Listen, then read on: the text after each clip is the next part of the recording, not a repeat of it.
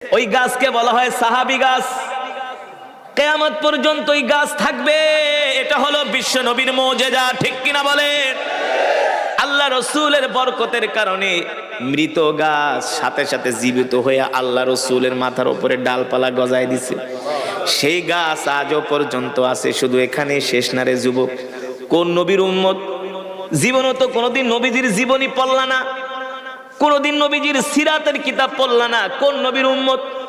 মুসলমান। এবার আল্লাহ তাআলা নির্দেশ দিলেন, হাবিব আপনি মক্কা থেকে হিজরত করে মদিনায় যান।